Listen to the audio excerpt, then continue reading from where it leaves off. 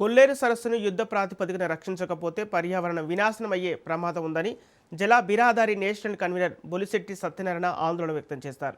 విశాఖలో ఆయన మాట్లాడుతూ అభివృద్ధి పేరుతో 1975వ సంవత్సరం నుంచి 2025వ సంవత్సరం వరకు కొల్లేరు సరస్సులో జరిగిన విధ్వంసంపై ఆందోళన వ్యక్తం చేశారు.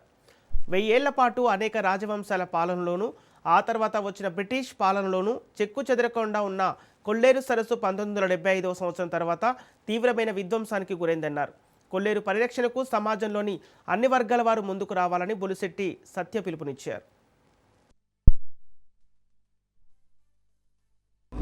ఈ కొల్లేరు నుంచి అంగుళం కూడా కదపడానికి రాష్ట్ర ప్రభుత్వానికి కానీ కేంద్ర ప్రభుత్వానికి కానీ అధికారం లేదు. ఎందుకంటే అది రామ్సార్ సైట్ కింద డిక్లేర్ అయి ఉంది. దాన్ని రిస్టోర్ చేయమని సుప్రీంకోర్టు చెప్పింది. ఇప్పటికే రాష్ట్ర ప్రభుత్వం కంటెంప్ట్ ఫేస్ చేస్తుంది. సుప్రీంకోర్టులో కంటెంప్ట్ కేసు ఉంది. మృత్యుంజయరావు గారు కేసు వేశారు. ఆర్డర్ ఎందుకు ఇంప్లిమెంట్ చేయలేదని వేశారు. ఆర్డర్ ఎక్కడి వరకు వచ్చిందని చెప్పి సుప్రీంకోర్టు అడిగితే వీళ్ళు అలా మేనేజ్ చేస్తున్నారు కోర్టులు. ఇది కుదరదండి. దీనివల్ల నష్టం జరుగుతుంది. అక్కడ ఉన్న వాళ్ళకి నేను చెప్తున్నాను, కొల్లేరు వాసులందరికీ కూడా వాళ్ళ జీవితాలు బాగుపడాలంటే ఈ దళాల నుంచి బయటపడాలి. ఈ చేపల చెరువుల నుంచి పైన పడి దాన్ని ఎక్కువ సెన్సిటివ్ జోన్ కింద ఎకలాజికల్ పార్క్ కింద కానీ కన్వర్ట్ చేస్తే, ఎక్కువ టూరిజం అభివృద్ధి చేస్తే విదేశీ టూరిస్టులు ఎంతమంది వస్తారంటే మీకు అక్కడ వచ్చిన ఇప్పుడు వరకు వస్తున్న ఇన్కమ్ కంటే 10 రెట్లు ఎక్కువ వస్తారు.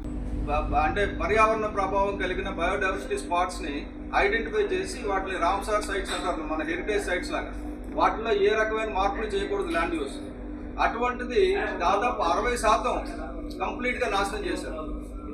సో మనకేమంటే 800 ఏళ్ళు బ్రిటిష్ ముస్లిం పాలనలో జరిగింది, 200 ఏళ్ళు బ్రిటిష్ పాలనలో జరిగింది, 25 సంవత్సరాలు మనకి స్వాతంత్రం వచ్చిన తర్వాత జరిగింది. 75 నుంచి విధ్వంసం.